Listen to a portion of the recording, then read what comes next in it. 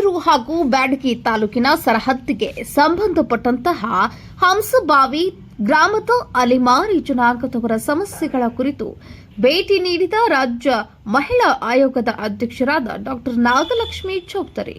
ಹೌದು, ಇಲ್ಲಿ 40 ವರ್ಷಗಳಿಂದ ವಾಸಿಸುವ ಅಲೆಮಾರಿ ಜನಾಂಗದವರು ಮೂಲಭೂತ ಸೌಕರ್ಯಗಳಿಂದ ವಂಚಿತರಾಗಿದ್ರು. ಈ ಕುರಿತು ಹಿಂದೆ ಮಾಧ್ಯಮದಲ್ಲಿ ಸುದ್ದಿ ಕೂಡ ಪ್ರಕಟಣೆಯಾಗಿತ್ತು. ಆದರೂ ಕೂಡ ಸರ್ಕಾರ ಯಾವುದೇ ರೀತಿಯ ಮೂಲಭೂತ ಸೌಕರ್ಯಗಳನ್ನು ಒದಗಿಸುವಲ್ಲಿ ವಿಫಲವಾಗಿತ್ತು. ಈ ವಿಚಾರವನ್ನ ಕಾಂಗ್ರೆಸ್ ಸರ್ಕಾರದ ಅವಧಿಯಲ್ಲಿ ನಾಗಲಕ್ಷ್ಮಿ ಚೌಧರಿ ಅವರ ಗಮನಕ್ಕೆ ತಂದಾಗ ಇಂದು ತಾವೇ ಸ್ವತಃ ಪರಿಶೀಲನೆ ಮಾಡಿ ಇಲ್ಲಿನ ಜನರಿಗೆ ಮೂಲಭೂತ ಸೌಕರ್ಯಗಳನ್ನು ಹಾಗೂ ಒಳ್ಳೆಯ ಗುಣಮಟ್ಟದ ಜೀವನ ನಡೆಸಲು ಸರ್ಕಾರದ ಗಮನಕ್ಕೆ ತರುವುದಾಗಿ ಸಂಪೂರ್ಣ ಅಭಯ ನೀಡಿದರು. ಸುದ್ದಿಗಾರರೊಂದಿಗೆ ಮಾತನಾಡಿದ ಡಾ ನಾಗಲಕ್ಷ್ಮಿ ಚೌಧರಿ, ಇಲ್ಲಿನ ಅಲೆಮಾರಿ ಜನಾಂಗದವರು ಜನರು ಕನಿಷ್ಠ ಮಟ್ಟದ ಜೀವನ ನಡೆಸುವಲ್ಲಿ ವಿಫಲರಾಗಿದ್ದು ಮೂಲಭೂತ ಸೌಕರ್ಯಗಳಿಂದ ವಂಚಿತರಾಗಿರುವುದಕ್ಕೆ ತುಂಬಾ ನೋವಾಗಿದೆ. ಮುಂದಿನ ದಿನಮಾನಗಳಲ್ಲಿ ಇಲ್ಲಿನ ಜನರಿಗೆ ಉತ್ತಮ ಗುಣಮಟ್ಟದ ಜೀವನ ನಡೆಸಲು ಬೇಕಾದ ಎಲ್ಲ ಮೂಲಭೂತ ಸೌಕರ್ಯಗಳನ್ನು ಒದಗಿಸುವುದಾಗಿ ಭರವಸೆ ಕೊಡ್ತೇನೆ. ಸರ್ಕಾರಿ ಕೆಲಸ ದೇವರ ಕೆಲಸವೆಂದು ಅಧಿಕಾರಿಗಳು ತಮ್ಮ ಕರ್ತವ್ಯವನ್ನು ನಿಷ್ಠೆಯಿಂದ ಮಾಡಬೇಕು.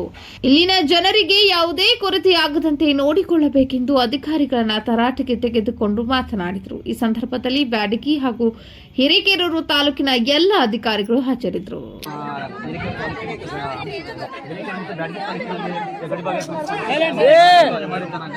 ಜನಾಂಗದವರಿಗೆ ಮೂಲಭೂತ ಸೌಕರ್ಯಗಳಿಂದ ವಂಚಿತರಾಗಿದ್ದಾರೆ. ಸುಮಾರು 30 ರಿಂದ 40 ವರ್ಷದಿಂದ ಇಲ್ಲಿ ವಾಸವಾಗಿದ್ದಾರೆ.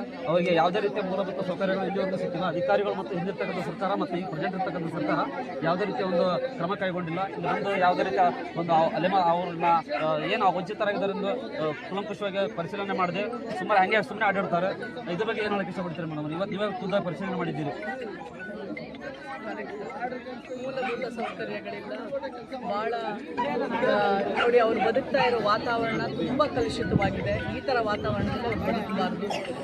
ರಸ್ತೆಗಳಿಂದ, ಕೊಚ್ಚೆ ಮನೆಗಳಿಂದ, ಈ ಗುಡಿಸಲುಗಳಲ್ಲೂ ದೊಡ್ಡ ದೊಡ್ಡ ಸುರಂಗಗಳು, ಅಲ್ಲಿಂದ ಹಾವುಗಳು, ಚೇಳುಗಳು, ಮಕ್ಕಳು ಇಲ್ಲಿ ಹಿಂದೆಗಡೆ ಹಳ್ಳ ಆಗಲು ಹೋಗ್ತಾರಂತೆ ರೈತರು ಮಣ್ಣು ತಗೊಳ್ಳೋಕ್ಕೆ, ಬದಿ ಕಟ್ಟಕ್ಕೆ, ಎಲ್ಲ ಹಳ್ಳಗಳು, ಅದರೊಳಗೆ ಮಕ್ಕಳು ಬೀಳೋದು. ಮತ್ತು ಈ ಶಾಲೆಗೆ ಅಂಗನವಾಡಿ ಇಲ್ಲಿ ಹತ್ತಿರದಲ್ಲಿ ಎಲ್ಲೂ ಇಲ್ಲದೆ ಇರೋದ್ರಿಂದ ಯಾವ ಮಕ್ಕಳು ಅಂಗನವಾಡಿಗೆ ಹೋಗೋದಿಲ್ಲ. ಶಾಲೆಗೆ ಇಲ್ಲಿಂದ ಹೋಗ್ತಾರೆ, ಮಕ್ಕಳನ್ನು ಕಳಿಸ್ತೀವಿ ಅಂತ ಹೇಳ್ತಾ ಇದ್ದಾರೆ. ಮತ್ತು ಯಾವುದೇ ಥರ ಸರ್ಕಾರದ ಒಂದು ಸವಲತ್ತುಗಳನ್ನು ಈ ಜನರಿಗೆ ಒದಗಿಸಿಲ್ಲ. ಮತ್ತು ಈ ಜಾಗಕ್ಕೆ ಅವ್ರಿಗೆ ಇಲ್ಲಿ 20-25 ವರ್ಷದಿಂದ ಇದ್ದಾರೆ ಅಂತ ಹೇಳ್ತಾ ಇದ್ದಾರೆ.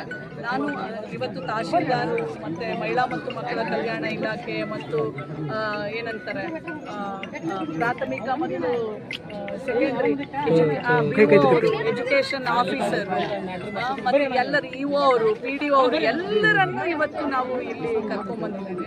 ಮುಂದಿನ ದಿನಗಳಲ್ಲಿ ಅಂದರೆ ಮುಂದೆಲ್ಲ ಇವತ್ತಿನ ಮಧ್ಯಾಹ್ನದ ಮೇಲೇ ಪ್ರಾರಂಭ ಆಗಬೇಕು. ನಾಳೆ ನಾನು DC ಆಫೀಸ್ನಲ್ಲಿ 11 ಗಂಟೆಗೆ ರಿವ್ಯೂ ಕೂತ್ಕೊಳ್ಳೋ ಅಷ್ಟರಲ್ಲೇ ಇವ್ರು ನನಗೆಲ್ಲ ಒಂದು ಪಕ್ಕಾ ಒಂದು ಪ್ಲ್ಯಾನ್ ಕೊಡಬೇಕು. ಏನೇನೆಲ್ಲ ಮಾಡ್ತಾರೆ ಮಾಡಬೇಕು, ಇನ್ನು ಮುಂದೆ ಮಾಡಬೇಕು, ಏನೇನು ಸಿಕ್ಕಿಲ್ಲ ಪ್ರತಿಯೊಂದನ್ನು ಮಾಡಬೇಕು ಅಂತ ಹೇಳಿದ್ದೀವಿ.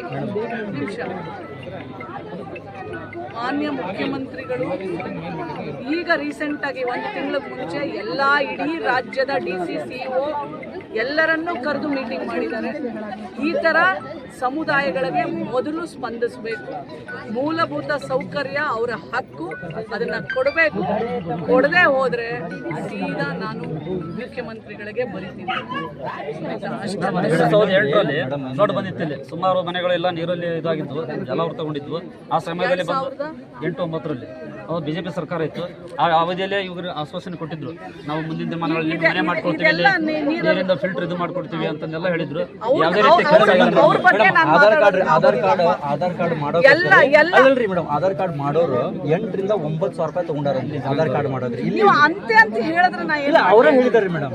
ಅವ್ರ ಜನ ಅಂತ ಹೇಳಿದಾಗ ಕಮೆಂಟ್ ಮಾಡಕ್ ಆಗೋದಿಲ್ಲ. ತಮ್ಮ ಆರೋಪ ಮಾಡ್ತಿದ್ದಾರೆ. ಇಲ್ಲಿ ಕೇಳಿಲ್ಲಿ ಆಧಾರ್ ಕಾರ್ಡು ಮತ್ತು ಅವ್ರ ಕಾಸ್ಟ್ ಸರ್ಟಿಫಿಕೇಟ್, ರೇಷನ್ ಕಾರ್ಡು ಮತ್ತು ಯಾವುದೇ ಬೇರೆ ದಾಖಲಾತಿಗಳನ್ನು ಎಲ್ಲವನ್ನು ತಂದು ಇಲ್ಲೇ ಅವರನ್ನು ಕೂರಿಸಿ ಆನ್ಲೈನ್ ಏನೇನೆಲ್ಲ ಅಪ್ಲಿಕೇಶನ್ ಹಾಕ್ಬೇಕು ಎಲ್ಲ ಮಾಡೋಕ್ಕೆ ಹೇಳಿದ್ದೀನಿ.